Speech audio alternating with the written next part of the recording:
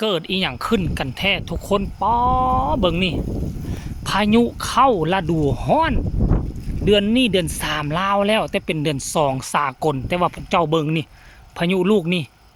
มันนักมันหน่วงมันนักหนาสากันพุ่น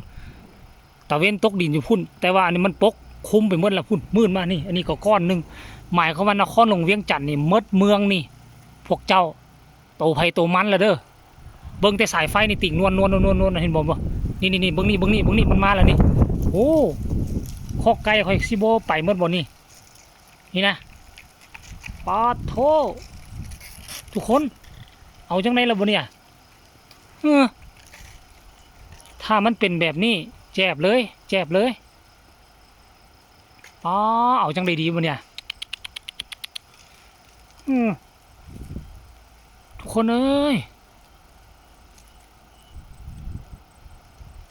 ขั้นเป็นแบบนี้นี่โตไผตัวมันละเด้อแบบว่ามันบ่เจอแบบนี้มานี่ตั้งแต่วิทย์ฤดูฝนตั้งแต่เดือน7เดือน8ล่าสุดคือเดือน8หลังจากนั้นก็มิดเงียบแต่ว่าครั้งนี้นี่มันนักหนาสากันกลัวช่วงฤดูฝนซ้ำเบิ่งนี่พวกเจ้าเบิ่งนี่ไหมช่วงฤดูฝนมันยังบ่นักขนาดนี้นะเบิ่งสภาพก้อนขี้เฟื่อแล้วนะก้อนเมฆมันมาน่ะพุ่นน่ะมืดครึ้มแสดงว่าตกอยู่ทั้งนั้นน่าจะตกแล้วทั้ง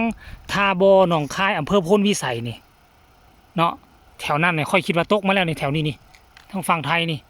โอ้ยเข้าเฮือนเมียนเครื่องเมียนของกันตี้แล้วเนี่ยบ่ไหวเด้อบ่ไหวทุกคนบ่ไหวว้าโถเข้าเฮือนก่อนเดี๋ยวนี้บ่ไหวคันเป็นแบบนี้เนี่ยโอ้เบิ่งหมาไหมหมากับความย่านเห็นบ่หมาเฮาน่ะอ้าโถทุกคนก็เป็นตาย่านเท่ากันเด้